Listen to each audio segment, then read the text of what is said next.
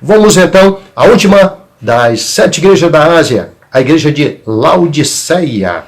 Vou só ler o que ele diz, né? Que ele diz assim: o que vês escreve no livro e envia às 7 igrejas da Ásia, que estão na Ásia: Éfeso, Esmirna, Pérgamo, Tiatira, Sardo, Filadélfia e Laodiceia.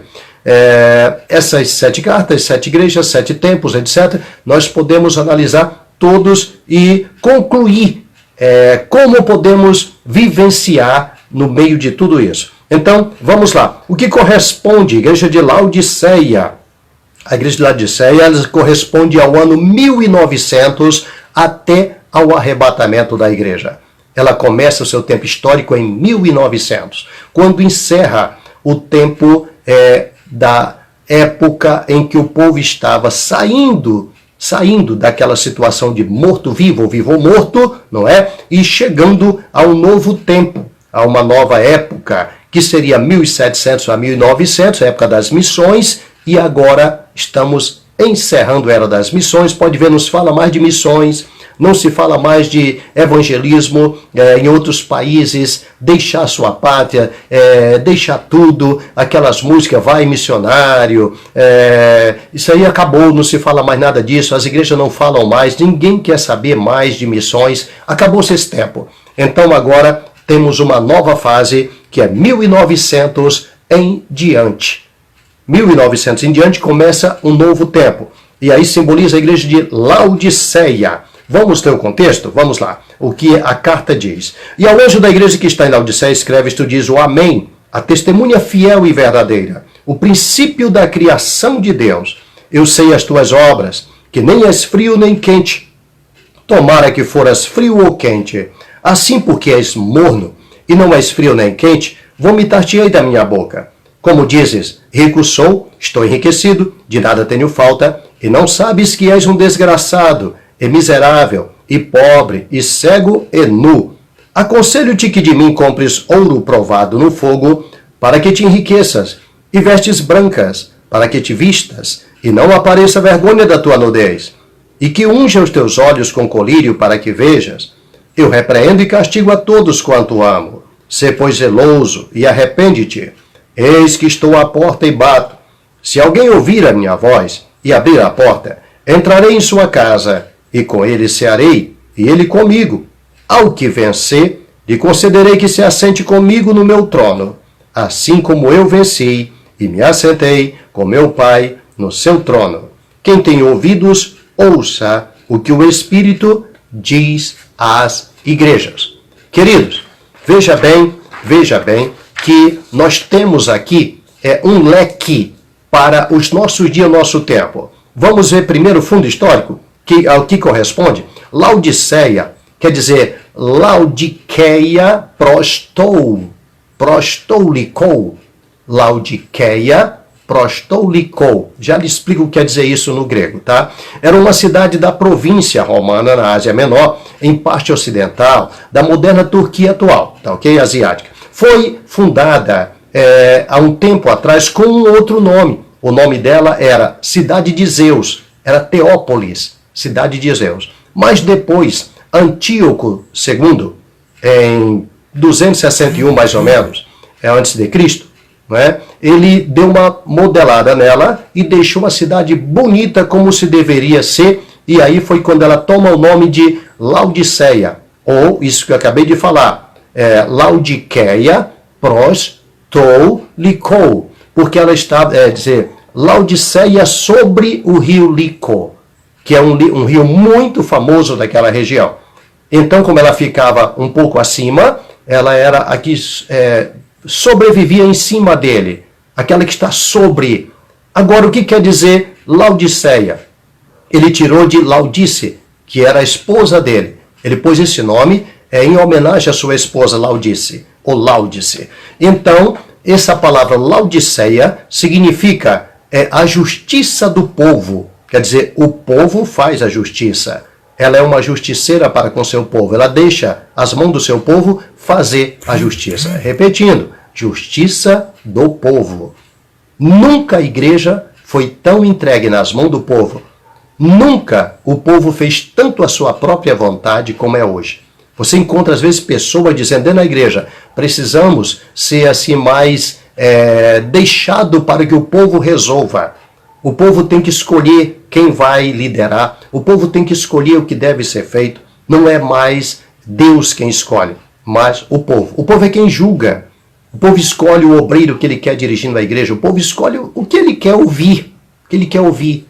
O pastor tem que falar o que ele quer ouvir. Senão ele desanima, ele fica chateado, ele vai embora. Ele não quer ouvir o que Deus quer falar, mas o que o povo quer. Paulo, se referindo a isso, ele disse, olha, juntarão para si doutores conforme as suas próprias concupiscências.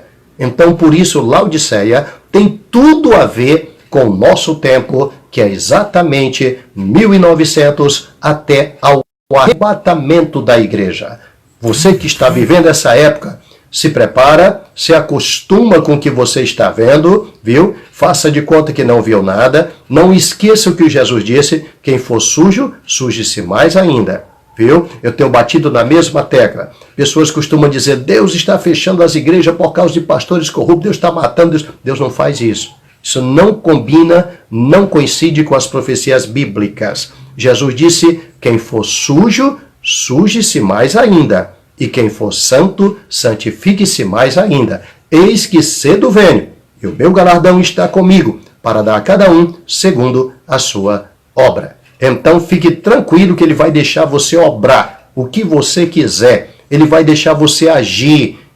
Paulo disse que o nosso trabalho não é vão no Senhor. Então continue o seu trabalho. Se ele for bom ou ruim, é o Senhor que vai julgar. Ele não vai te matar agora, ele não vai fazer nada disso. Fique tranquilo.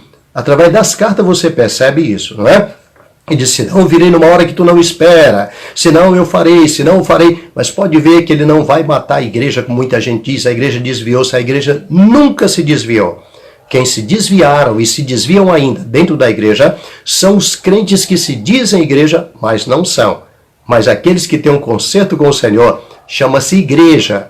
E diz, sobre esta pedra ele edificou esses, e as portas do inferno nunca vão prevalecer. Então as portas do inferno nunca vão vencer a igreja verdadeira, o verdadeiro cristão, o verdadeiro servo de Deus, a verdadeira serva de Deus nunca será vencida pelo mundo, pelos demônios, por Satanás, pelas portas do inferno. Nada vai derrubá-lo. Pode pular de alegria você que hoje ainda mantém-se igreja e continue, porque o que perseverar até o fim será salvo, diz o Senhor. Então vamos em frente. Você já começou a entender? Ela era uma produtora de lã. Era uma cidade onde se produzia muita lã. E tinha também algumas substâncias químicas que eram adicionadas e que o povo comprava como se compra o silício hoje para a nossa área de tecnologia. Compra-se muito isso em Israel. Ela era uma produtora de muitas substâncias químicas na época devido à situação onde ela estava. Ela estava situada próxima também de Éfeso e próxima também de Esmirna, de Pérgamo. Ela tinha a mesma direção, entendeu? Todos que iam para aquela região tinham que passar por ela. Por isso que Paulo, quando manda ler essa carta, ele manda ler também nas outras igrejas, que teriam que passar por elas. Ele pede para que seja lida também nas duas. Quando você lê primeiro Colossenses capítulo 2, capítulo 4, você vai ver ele citando sobre esta carta dele também, que era para ser lida lá nessa cidade da mesma forma. A igreja, a carta de Colossos, viu? Que ele escreve aos Colossenses, tá bom? Muito bem. Então, ela era uma produtora de lã.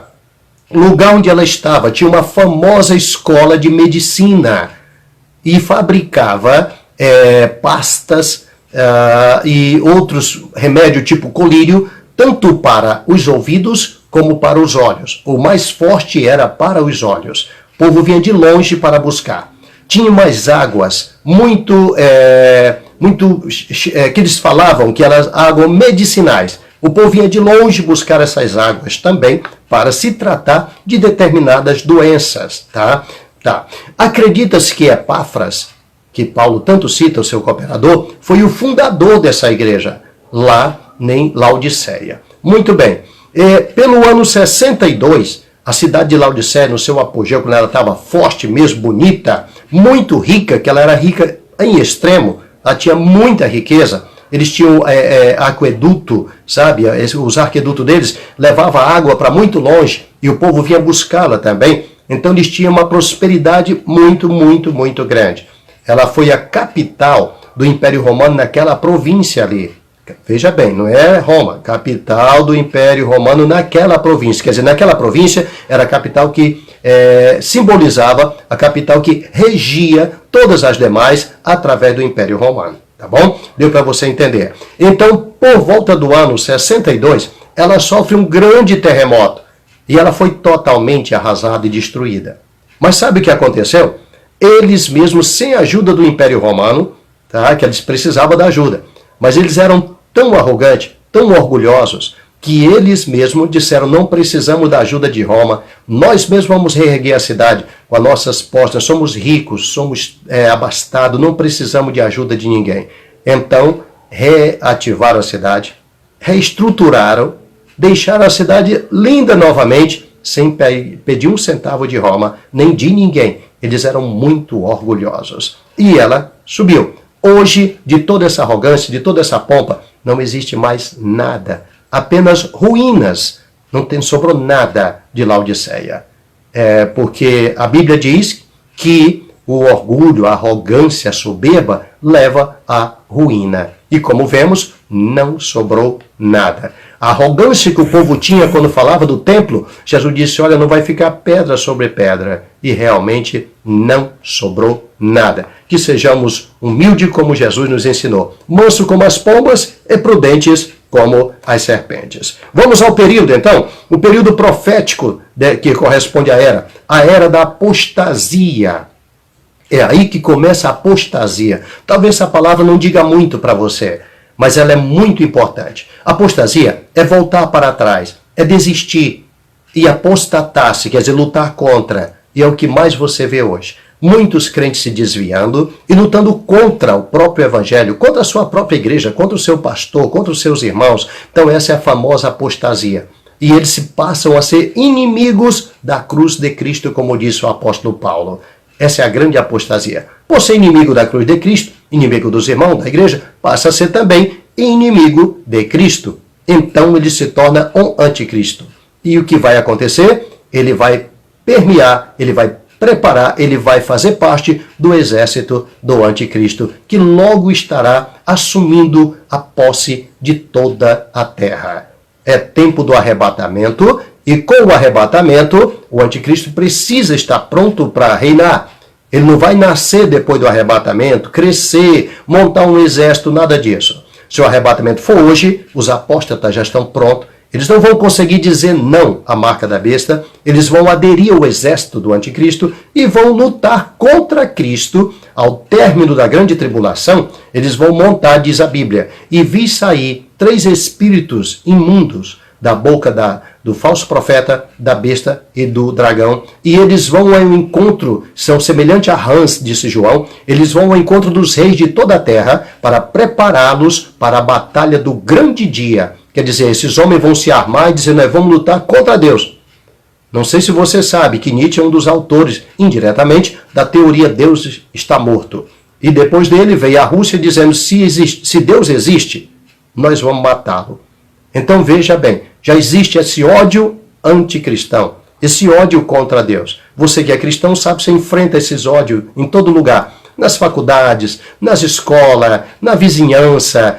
Toda a igreja hoje ela sofre lutas, ela faz barulho, o vizinho liga, chama a polícia, e pode ter funk, pode ter o que tiver, mas o que atrapalha é a igreja. Então essa apostasia, ela já existe, está trabalhando, ela vai se tornar cada vez mais forte. Aí você diz, mas o que é apostasia? É alguém que apostatou, quer dizer, são verdadeiros cristãos que saíram de dentro do cristianismo. Então, disse João, saíram dos nossos, já tem muitos anticristos. O que quer dizer isso? Deus não vai deixar entrar no exército do anticristo. Eu cito sempre isso nos estudos de escatologia. Deus não vai permitir uma pessoa inocente aderir ao exército do anticristo sem uma oportunidade. Por isso, o que vai ficar para o exército do anticristo são pessoas que já conhecem a palavra, conhecem a Cristo e pecam voluntariamente. Eles, mesmo conhecendo, sabendo, desafiam a soberania de Deus. Porque o pecado, ele desafia a soberania de Deus. Ok? É como se o pecador dissesse, eu não temo a ti. Quem é tu para dizer o que eu devo fazer? Quem és tu para dizer normas na minha vida?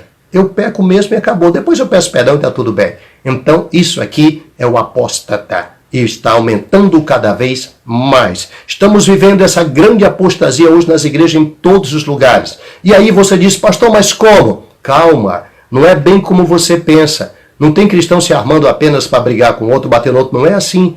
Você vai já entender como ela está crescendo e ninguém está percebendo. Ela cresce através de intransigência, associações com pessoas que não se dizem cristão ou que se dizem cristão e não são, ok?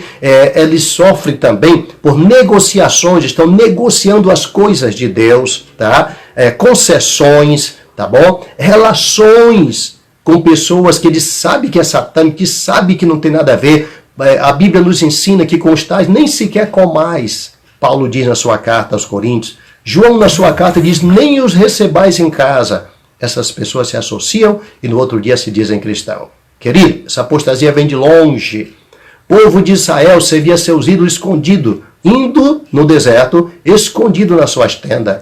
Não esqueça que quando Jacó, antes de atravessar o Jaboque, naquela corrida toda dele lá, ele luta com Deus, não é? E perceba que lá na frente ele manda o povo tirar os ídolos, que era para ele começar a orar e levantar o altar ao Senhor. Então, as suas esposas, suas concubinas, todos ainda adoravam ídolos. Você vai encontrar isso em tudo quanto é lugar. Você vai ver ainda Samuel mandando o povo de Israel jogar fora os ídolos, que ele ia orar a Deus para Deus operar e mandar chuva.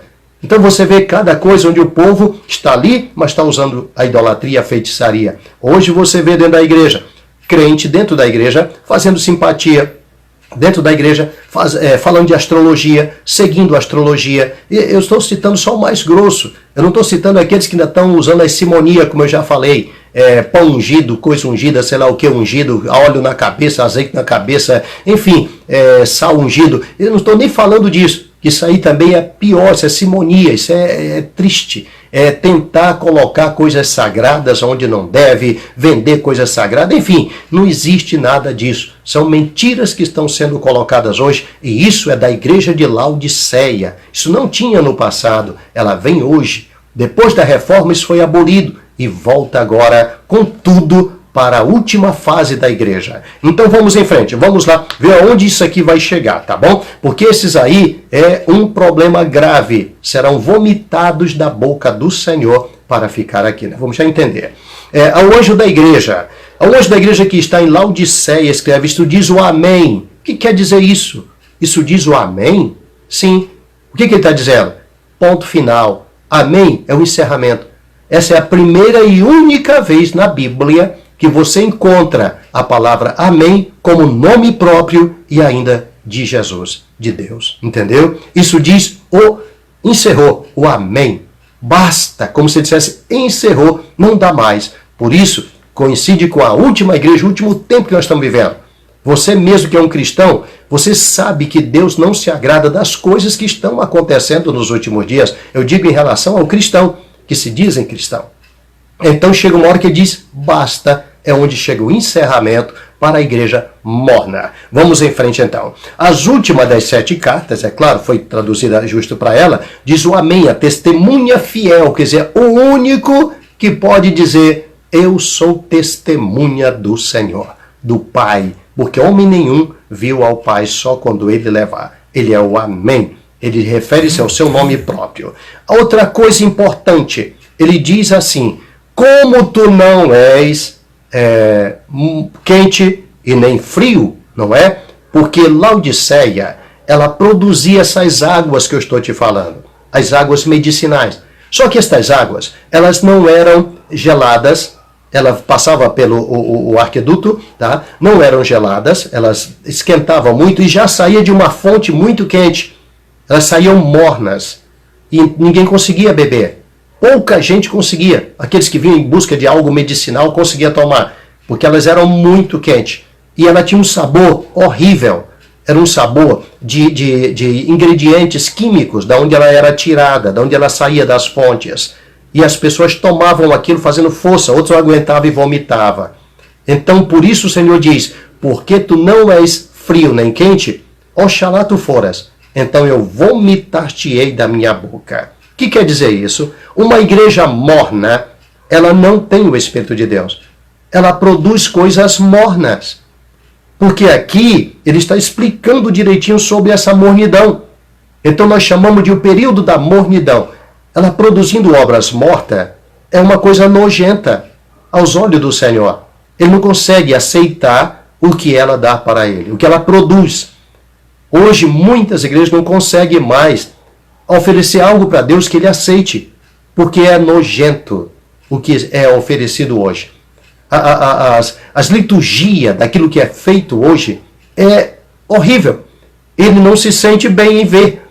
Lembra quando Deus usa o profeta Isaías para dizer: eu não aguento mais as vossas luas novas, as vossas solenidades, vossas festas solenes, não aguento mais, o Senhor dizia. Ele disse: olha, o boi conhece a manjedoura, o meu povo não me conhece. Então você vai já entender isso aí, tá bom? Vamos chegando em frente. Tá, amém, isso diz. Ele encerra aí. Aí diz: vomitar-te-ei da minha boca. Por quê? Ele diz: eu sei as tuas obras. Não és frio nem quente. Ele não explica mais nada. Eu sei as tuas obras. Quer dizer, o que você produz não é frio nem quente. O que você produz é o que você é. Você é morno. Por isso você produz mornidão. Você vê as igrejas tudo morna. Você não vê mais operação do Espírito Santo.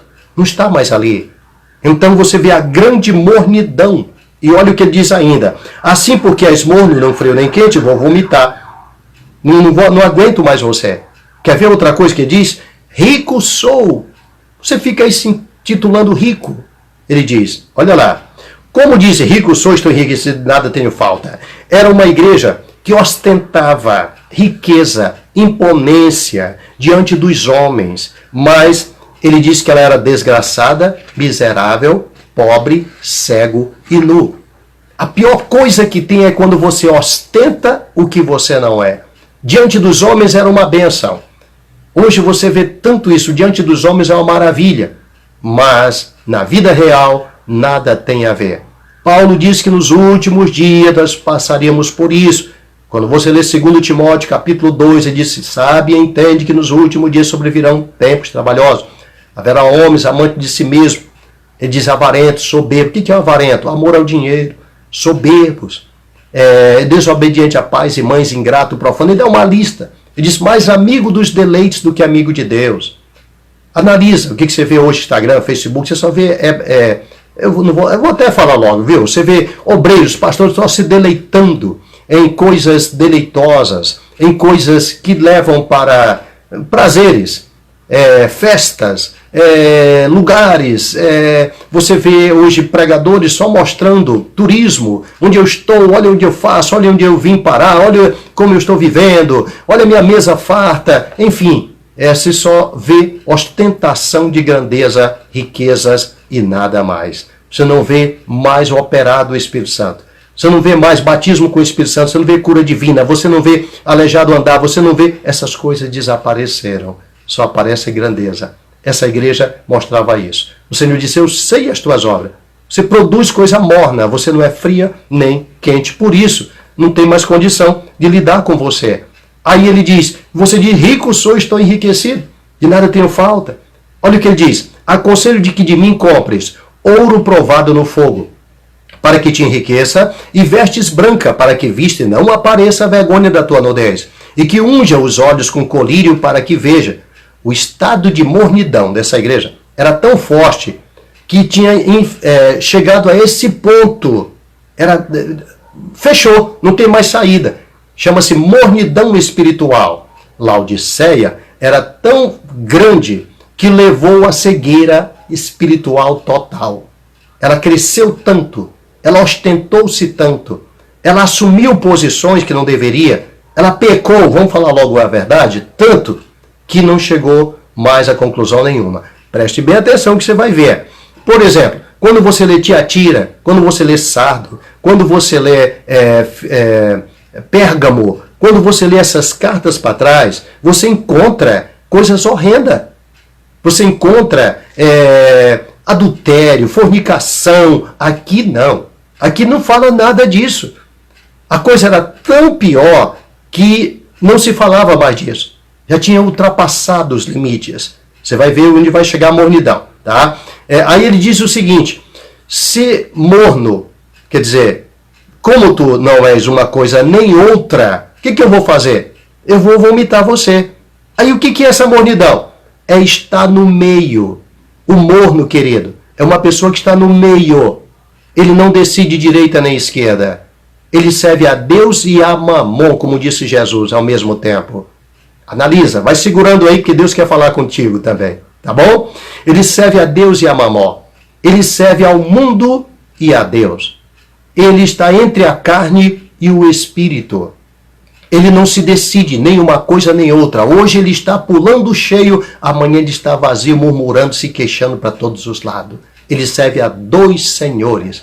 Serve a Deus e ao mundo. Quer servir ao céu e ao inferno ao mesmo tempo. E Jesus disse que não pode fazer isso de jeito nenhum. Então lá vai. Quantos cristãos estão causando vômito? Vômito ao Senhor. Quantos que ele está rejeitando nesses últimos dias? E depois eles ainda cantam, Deus não desiste de você, ele entende o seu caminhar, continue pecando, não importa o que você fez na escuridão da noite, não tem problema não, ele não desiste de você. Isso eu já falei tanto, você vê Jesus desistindo de Saul, desistiu de Esaú, desistiu de tantos no passado, e olha, cuidado, cuidado, que essa é uma das frases principais da igreja de Laodiceia, da igreja desses últimos dias. Tá? Você vai já entender. Vamos já chegar lá. Rico sou, estou enriquecido, nada tenho falta, estou muito bem. Vou citar alguns quesitos. Número 1, que ele diz, aconselho que de mim compres ouro provado no fogo, para que te enriqueça. Para que essa tua riqueza?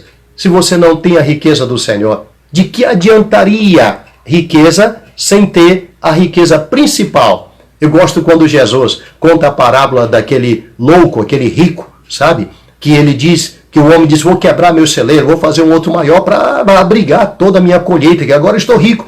E eu vou viver muito tempo. Ele diz, louco, uma voz do céu diz para ele, louco, hoje à noite pedirão a tua alma. E o que tu tens, para quem ficará?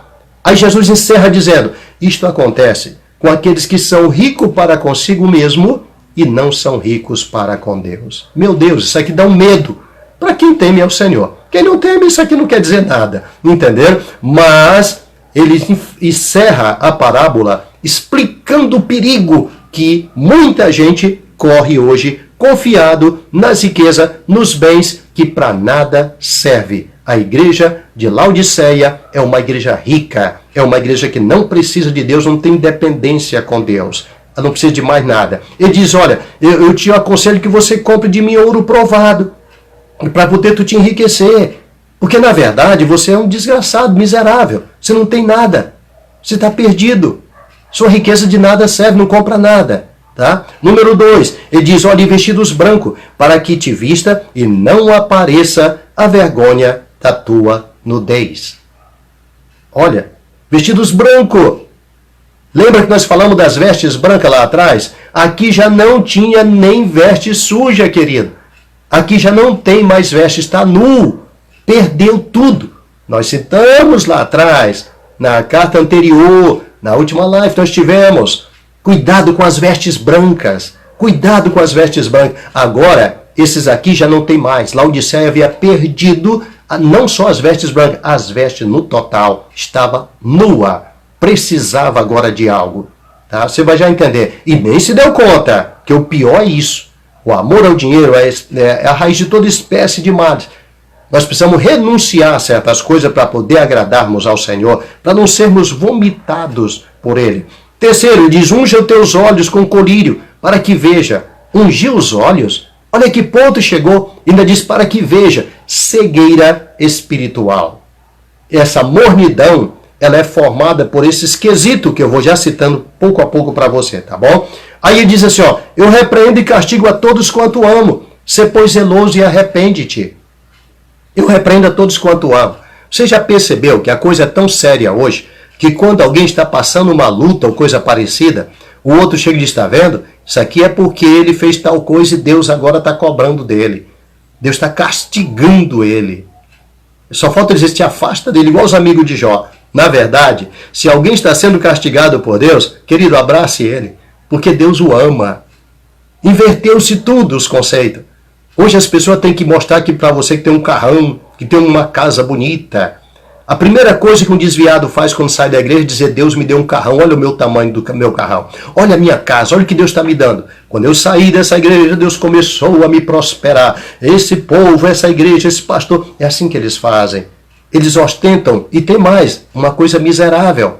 Porque enquanto ele está achando que Deus está com ele só por causa daquele carro de 150, 200 mil reais, só por causa daquela casa de 600 mil reais, tem ricos aí, ímpios, endemoninhados, sendo dono de Ferraris, de outros e outros carros, de hotéis, de prédios, com andares, com milhões, e vão para o inferno. E nem ele percebe isso também. A cegueira chegou a um ponto que a mornidão tomou posse. E ele pensa que esses bens, essas coisas aí, o enriquecem. E que Deus está com ele por causa desses bens. Ele não percebe que a presença de Deus é uma outra. Mas você vai entender pouco a pouco. Nós estamos já chegando lá, tá bom? Tá. Então veja, na carta aos Hebreus, ele fala do zelo dele, que ele repreende também. O nosso pai espiritual repreende a nós. Nós éramos repreendidos pelo o pai carnal. E agora a carta aos Hebreus diz que para nós temos cuidado quando somos repreendidos pelo Senhor, para não desmaiar, porque ele só repreende aqueles que ele toma como filho.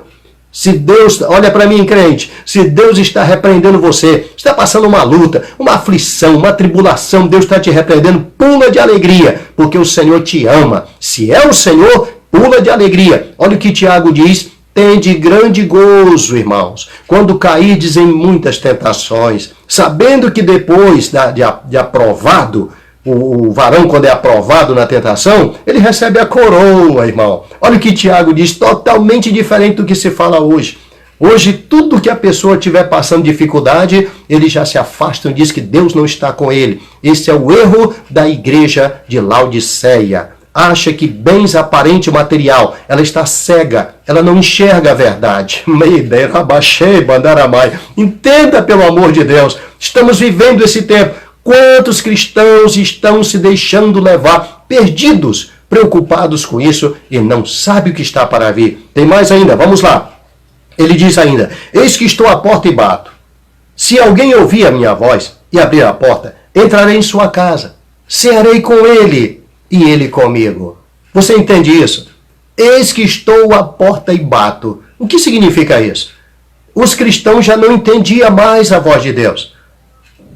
Não ouviam mais a voz de Deus. Não sabiam onde estava a palavra. Você só vê a crente hoje correndo de um canto para o outro atrás de revelação, atrás de profecias, atrás de uma manifestação de Deus, porque ele não sente mais, ele não escuta mais, ele não percebe, não tem mais contato, perdeu o contato. E por que perdeu? Porque o Senhor se retirou dele e está agora do lado de fora. Olha aqui para minha cara, olha bem para mim. Sabe o que ele diz? Eu entrarei na sua casa. Onde é que é a tua casa? É o teu coração. É aí que ele entra. Aí é uma festa. O verdadeiro cristão tem uma festa 24 horas. Sabia disso? Ele está com uma festa interna. Ele ouve a voz do Senhor, ele conversa com o Senhor fala com ele. Existe um banquete interno. Por fora, os inimigos dele estão perseguindo. E por dentro, uma festa, um banquete, que ele prepara uma mesa na presença dos nossos inimigos e unge a nossa cabeça. O crente é ungido, tá? E o cálice dele transborda, ele não vive com sede. O Senhor cuida dele 24 horas. Agora, quando ele perde isso, o Senhor fica do lado de fora, batendo na porta, para ver se ele consegue ouvir e abrir para que possa ter alegria e banquete. Nunca existiu tanto crente hoje em depressão. Já estão sancionando a depressão como uma doença para crente. Eu nunca ouvi falar disso na minha vida. Estão todos em depressão. Só vê crente em depressão. Por quê? Porque não tem mais alegria na alma. Não brota de dentro para fora. Não tem mais algo interior. É se queixando na igreja, é levantando contra a direção, levantando contra os irmãos, porque não tem mais alegria. Sumiu, desapareceu. Não tem mais o Senhor. Não tem mais quem o oriente dizendo: olha, isso é certo, isso é errado. Isso é meu, isso não é meu. Não dá ouvido a isso. Escuta isso aqui. Examina tudo, retém o bem. Ele não consegue mais fazer isso, porque não tem essa voz direcionando ele por dentro. Acabou, perdeu. Agora a voz está do lado de fora, batendo na porta e dizendo: abre que eu quero entrar. Amanagai, abre que eu quero entrar. Eu quero fazer um banquete para você. Eu quero estar contigo. mas a sujeira é tão grande no coração que não cabe o Senhor, não tem lugar para ele. As obras são mortas e o Senhor vomita. Olha lá, ele aqui está se dirigindo a quem está do lado único, separado dele. É a separação dele, coisa que existe, tá bom? É bom você não esquecer que essa palavra para mornos, da mornidão, está escrito no grego, emeu. A palavra para mornidão é emeu. O morno, ele é algo que exala o emeu. E o emeu, no grego, significa substância que causa náuseas. Meu Deus, será que você consegue entender? Quanta gente produzindo substâncias que causam náuseas. Queridos, eu me lembro que há uns 15 anos atrás, o Senhor, não, acho que um pouquinho mais, acho que uns 22, por aí, o Senhor começou a me orientar a respeito de um garçom, você chegando no restaurante e dizendo assim para o garçom, me dá aí o prato do dia. Ele te traz o menu, ou menu, não sei como você chama aí, aquele complexo cheio dos pratos do dia. Aí você pega aquilo lá e escolhe uma comida que mais você gosta. E o garçom vai lá e traz uma comida que você detesta, que você sente náusea só de olhar para ela. E o garçom quer fazer você comer aquilo. Diz, não, é porque isso faz bem para o senhor, isso aqui é coisa que você deve comer. E aí o que acontece? Você não vai conseguir comer aquilo só porque o garçom quer, você vai pagar, você está ali para comer o que você quer. Escute, assim o teu Deus, ele quer que você faça o que ele quer e não o que você acha que ele deve receber de você. Ele sente náuseas. Por isso ele dizia ao povo de Israel, eu não aguento mais as vossas solenidades, vossas festas solenes, as vossas luas novas, isso me sinto mal. Os vossos sacrifícios, ele dizia, me dá nojo isso aí. Ele não queria mais aquilo, não recebia, não conseguia mais receber. Sabe por que ele não pegou a oferta de Caim? Porque o coração dele era mau, ele tinha inveja no coração, o coração não tinha lugar para o Senhor. E disse Deus, se tu obrares o bem, Caim, haverá aceitação para a tua oferta. Quantos crentes hoje ofertando e Deus não recebe mais? Pelo contrário, tem nojo das ofertas, tem nojo do que é oferecido, porque está oferecendo algo que ele não mandou, que ele não pediu, que ele não quer, que não está na palavra, mas ele quer oferecer a Deus. Oferecem cultos que Deus não aceita, oferecem adorações que Deus não aceita, oferece liturgias de cultos que Deus não está nelas. Adorações, como eu citei na live anterior, com artefatos judaicos, com emblemas judaicos, com coisas judaicas. Se Deus quisesse isso, ele não teria trazido uma nova aliança. Nós estaríamos na velha. Ele não quer essas liturgias, ele não quer nada disso. Ele diz que quando a mulher samaritana diz, nossos pais disseram que é aqui que vão adorar nesse monte de mulher, esquece. Não vai ser nem nesse, nem naquele, quer dizer, não ali em Samaria, nem lá em Israel, em Jerusalém. Ele disse, os verdadeiros adoradores adorarão o Pai em espírito e em verdade. São esses os verdadeiros adoradores que ele procura hoje. Meidiodagai. Entenda isso, por favor. Veja, ele diz assim ainda, o espírito de mornidão deixa os mornos distinguirem, não consegue mais enxergar. Ele não deixa, mas que você perceba o que está acontecendo na sua vida. A mornidão te deixa no meio. No meio você não sabe direita e esquerda. No meio você está andando. Pensa você, se você anda em cima de um trilho do trem ou em cima de um outro trilho. Ou então você anda no meio. Em cima do trilho às vezes é mais seguro. Escolha a direita para que você viva, como diz a palavra de Deus. Não é? Então cuidado. Se você está no meio, pelo amor de Deus, saia hoje enquanto é tempo. Saia hoje. Olha, há, por exemplo, tanta espécie de vozes no mundo. E ele está batendo lá de fora. Ele disse, se alguém ouvir a minha voz, por quê? Porque é tantas vozes que ele não ouve mais a voz de Deus. É tanta coisa se mostra que ele cego não consegue enxergar. Ele se ostenta tão grande e não sabe que está nu. Então vamos lá, para a gente dar uma pincelada final nisso aqui, para a gente dar um resumo melhor para você entender. Vamos lá. Ao que vencer, lhe concederei que se assente comigo no meu trono, como eu venci e me assentei com meu Pai no seu trono. Tá? Veja bem. O que é isso? Vencer o quê? Agora você vai entender o que é a mornidão. vencer os 5 pontos que levam o homem à mornidão espiritual. É isso que ele está dizendo. Porque a mornidão, meu querido, faz você pensar que é crente, mas não é. Por isso nós tivemos uma live dizendo, você tem certeza que está salvo? Eu vejo isso 24 horas. Eu converso com pessoas, eu pergunto, se você morrer agora, vai para onde? Fala, eu acho que para o céu. Tem uns que ainda falam quase que com certeza, para o céu.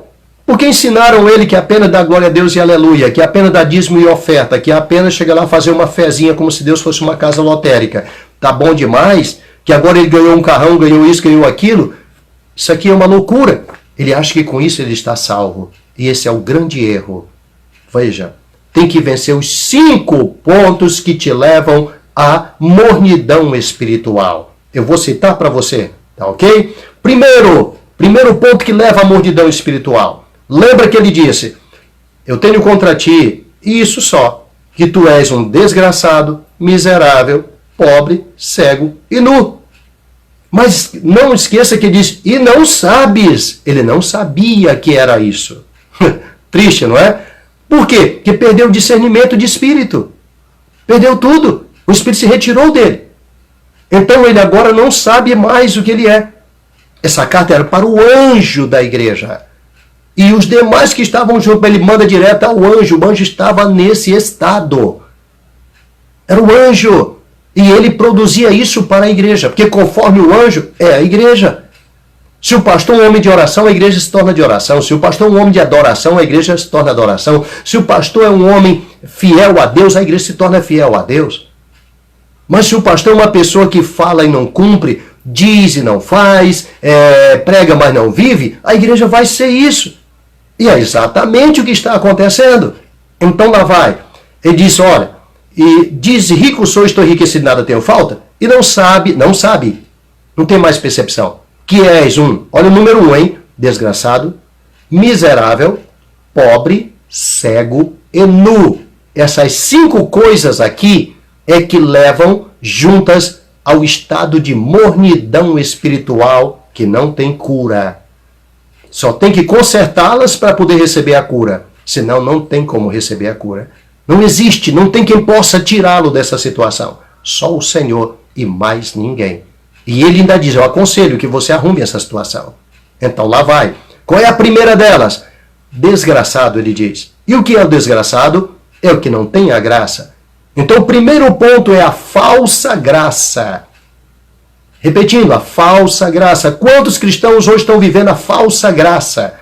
Uma falsa salvação que ele não tem. Ele sabe que não tem, mas ele aprendeu a viver isso. Eu estou salvo, se eu morrer agora eu vou para o céu. E ele sabe que não vai. Ele percebe que as suas atitudes não são uma atitude de quem vai para o céu. Os frutos dele, o comportamento dele, o que ele faz, o que ele diz. Você vê hoje obreiros, pastores, cantores cantando música do mundo aí, dançando ao som de Nazaré, de tudo que não presta por aí, ao som dos cantores novos que estão aí no mundo, das duplas. Você vê pastores, cantores aí difundindo, divulgando, cantando junto com essas lives dos cantores mundanos, das músicas profanas, e acha que uma boca dessa vai cantar lá em cima no céu. Querido, então me diga que céu é esse? Isso aqui significa o quê? Uma desgraça. Ele acha que está debaixo da graça e acha que está salvo, mas não está, porque pelos frutos se conhecem as árvores. Então ele acha que está salvo por si mesmo. Ele põe na cabeça dele que está salvo, mas ele não tem mais o testemunho do Espírito dentro dele. A Bíblia diz que o Espírito do Senhor testifica no nosso espírito, Paulo escreve assim aos Romanos, de que somos filhos de Deus. Ele perdeu esse testemunho. Ele não tem mais essa certeza, porque o Espírito se retirou dele. Os tais não têm o Espírito. E agora, o que ele faz? Ele sabe que ele não vai entrar no céu. Hoje ele tem litígio com os irmãos, ele discorda da direção, ele discorda da igreja, discorda dos irmãos, discorda de tudo, quer fazer por conta própria. Isso aqui é a ideia própria, é a graça própria, é a salvação própria, o entendimento próprio, e isso chama-se desgraça. Ele pensa que está debaixo da graça, mas não está debaixo da graça de Deus. Lembra, ele está oferecendo algo para Deus que Deus não mandou, não pediu. E só entra no céu quem faz a vontade do meu Pai que está no céu. Se Deus te pediu o cardápio, dá a ele a comida que ele quer. E o cardápio está dentro da Bíblia. Faça o que ele mandou fazer. Maria olhou para aqueles homens e disse, fazei tudo o que ele vos disser. É para fazer o que ele mandou fazer. E não que você acha que ele vai receber de você. Esse é o grande erro. E assim fez essa igreja Laodiceia. É tanto que ela se autoconstruiu sem pedir nem ajuda de Roma.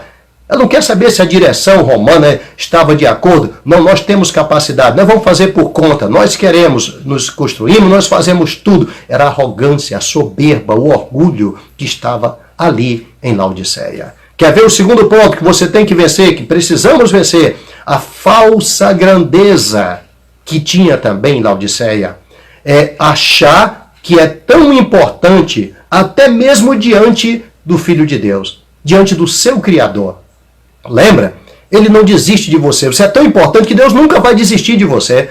Você é tão importante que ele vai ficar te honrando, né? Assim que eles falam, Deus vai te honrar. Deus não desiste de você. Você pode fazer o que fizer, mas ele vai te levar para o céu. Que história é essa? De onde veio isso? Isso é uma falsa grandeza que Satanás conseguiu incutir na mente das pessoas, que está hoje acontecendo na igreja de Laodiceia. Que eles se sentem tão importante, que o louvor dele é tudo, que a oferta dele é demais, que a cara dele na igreja vale mais do que qualquer coisa, e não sabe que nada disso existe. Ele não tem essa grandeza toda. Então a primeira é desgraça. A segunda é o quê? Você lembra? Desgraçado, miserável. Essa grandeza é só os olhos dele, se sente tão grande, na verdade ele é mísero. É tão pequeno, é mísero, que não vale nada para Deus. Isso aqui é Laodiceia. É o que nós estamos vivendo hoje no dia a dia nas igrejas. A pessoa diz, se eu sair da igreja, ela acaba. Se eu sair desse grupo, o grupo desmonta. Se eu sair, não vai acontecer mais nada. Tudo acabou-se. É uma grandeza tão grande e não sabe que é uma grande miséria. Querido, se eu parar de fazer essa live aqui, Deus levanta 300 para fazer uma melhor do que a minha. Porque o nome dele é Deus. Ele não criou um pastor Salomão com tanta grandeza, não. Ele criou, foi milhares. E como eu tenho muitos melhores na terra ainda ministrando a palavra de Deus. A igreja não foi arrebatada.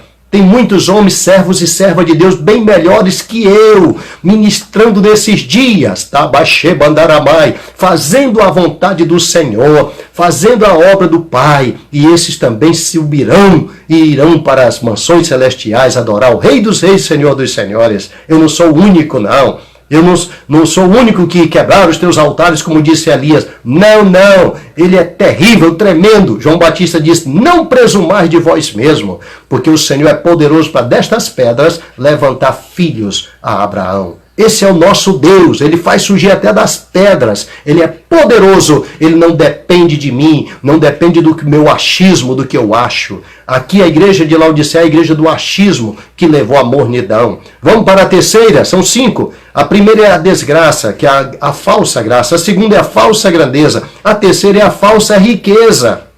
Além da falsa grandeza, tem também a falsa riqueza. Ele diz, acha que bens materiais resolvam tudo, está acima de tudo. Tudo que é crente hoje quer ficar rico.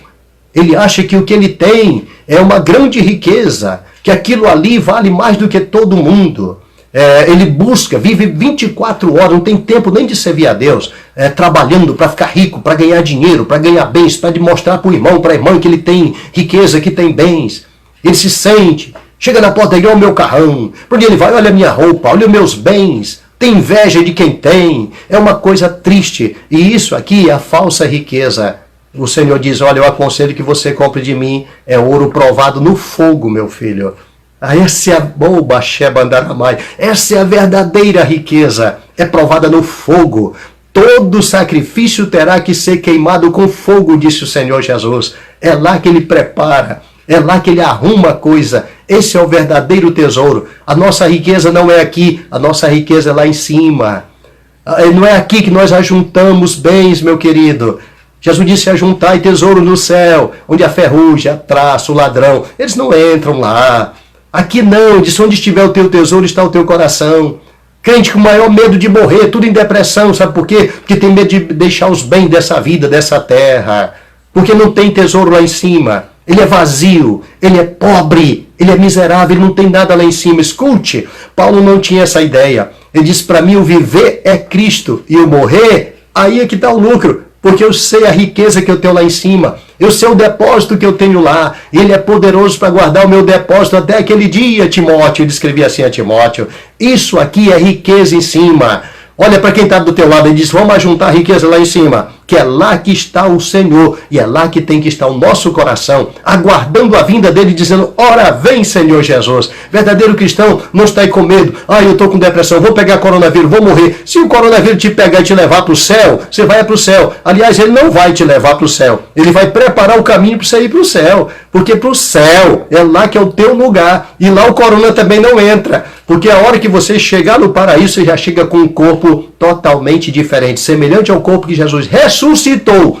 Jesus não ressuscitou com um corpo glorificado, ressuscitou com um corpo que ele conviveu aqui 40 dias e 40 noites com os irmãos. Depois ele sobe e não aparece mais a ninguém. Só numa visão, ele sai aparecendo agora só em visões, mas não literal, porque ninguém aguenta ver. Quando ele se mostrou numa certa visão bem forte para Paulo, ele ficou cego. Então imagina, agora é corpo glorificado. Nós vamos estar no paraíso. Se morrer daqui, agora, vai para o paraíso seguro e de lá ninguém tira você, porque o Senhor preparou um lugar para mim, para você, com riquezas, com ouro provado no fogo para nós. Aí vem de novo. Vamos lá para a quarta. Quarta, a falsa visão. Acha que sou pronto, meu ponto de vista vale mais do que todo mundo. Estou pronto. É a falsa visão, tá? O ponto de vista dele vale mais do que tudo, vale mais do que a palavra de Deus. A ponto de você ouvir tantos pastores por dizer, está escrito na Bíblia, não cai uma folha da árvore. Está escrito na Bíblia, não cai uma gota d'água se Deus não deixar. Isso aí tudo é chavões que criaram. Não tem na Bíblia. Aí você fala, mas é porque o pastor não sabia. Se você não sabe, então não vai ensinar o que você não sabe. Fique no seu lugar. Aprenda, se assente e vá aprender. Estude a Bíblia. Aprenda o que está na Bíblia. Não pregue o que não tem na Bíblia, porque senão você é mentiroso. Está escrito assim em Provérbio 26, nada acrescente a sua palavra, para que não seja achado mentiroso, porque ela é mais provada do que a prata, diz a palavra de Deus. Então não mexa naquilo que você não conhece, não ensine o que você não sabe, não fale bobagem. Isso aqui é seu ponto de vista. Não ponha ele em púlpito. Não ponha ele para ninguém. É seu esse aqui. Mas eles colocam seus pontos de vista melhor. Eles acham que é assim que eu quero, é assim que vai funcionar, é assim que vai ser, é assim que Deus quer. E tenta mostrar uma visão que não tem. Acha até que ele pode fazer e acontecer. Que ele pode ministrar, que pode ensinar, que pode orar, que pode falar, que pode. E não pode nada, porque é apenas o ponto de vista. Eu costumo dizer, como dizia até o Kenneth Hagin também, eu costumo dizer que você pode se ajoelhar numa rodovia e dizer, de ficar lá de 4 numa rodovia dizendo, eu sou uma jamanta, eu sou uma carreta. Mas cuidado, você não é. É só na sua mente, é só na sua cabeça. Cuidado com os carros que estão vindo atrás, porque não enxergam você como uma carreta, não. É só você que se enxerga assim. Assim também o Senhor disse, tu nem sabe, eu quero que tu compre colírio de mim, para que unja os teus olhos e veja, tem uma nova visão, tem uma nova percepção e sair do meio da mordidão. Vamos para a última? Vamos para a última. A falsa vestimenta. Essa é forte. A falsa vestimenta. Acha que está revestido de Cristo e não percebe a sua nudez. É isso que Jesus diz, não sabe que és um desgraçado, miserável, pobre, cego e nu. Ele achava que estava vestido, mas estava nu. Estava aparecendo a vergonha da nudez dele para todo mundo. Querido, o espiritual discerne bem tudo. Quando você começa a agir errado numa igreja, todo mundo percebe quem é espiritual. Os outros não, vai entrar até no teu ritmo também. Mas o espiritual vai ver que você errou. Quando você murmura do teu pastor, murmura da tua igreja, murmura dos teus irmãos, murmura... Todos que estão em tua volta percebem quem é você. Quando você discorda, todos percebem quem é você. Quando você fala, não vou mais curtir o pastor, não vou curtir o irmão, não vou curtir a igreja, todo mundo sabe quem é você. Você se engana, se ilude e acha que está vestido, mas você está nu. E é o que Jesus diz aqui. Eu estou te vendo. Tu dizes, rico sou, estou enriquecido, de nada tenho falta, que eu já estou tranquilo, estou pronto para o céu. Mas ele diz, não sabe que tu és um desgraçado, tu tem uma falsa graça, tá bom? E que tu és miserável, tu tem uma falsa grandeza. Tu és pobre, tu tem uma falsa riqueza. tu és cego, tu tem uma falsa visão, e tu estás nu, tu tem uma falsa vestimenta. Quem vai entrar no céu nu? Ninguém, meu querido. Você lembra da penúltima live que nós fizemos agora, que é a última, né? Você lembra, guarda as tuas vestes, é com ela que você vai andar com Cristo, com vestes brancas. Eles andarão comigo vestido de branco. É com ela. Mas aqui, essa igreja, esse anjo, estavam nus. Eles não tinham vestes brancas. Não estavam preparados para andar com Cristo. E é isso que Ele quer de nós. Estejamos preparados. Vença a mornidão e assente-se com Jesus no seu trono. Afaste-se de tudo o que é coisas que te leva à mornidão. Afaste-se de tudo isso. Mergulhe dentro da palavra. Comece a orar e buscar o Senhor. Faça um propósito com Deus, de sentir a presença de Deus, de ouvir a voz, a mensagem da palavra de Deus, discernir aonde Ele está falando contigo, para você compreender os desígnios de Deus. Paulo diz para que experimenteis qual seja a boa, perfeita e agradável vontade de Deus. É para você experimentar isso. Ele quer que nós tenhamos isso e sigamos a sua vontade e não as nossas próprias ideias, o nosso próprio eu, o nosso querer, mas o querer do Senhor. É isso que era o problema gravíssimo daquela igreja. Ok? Então, que nós não fiquemos jamais em Laodiceia. Nosso negócio é o céu.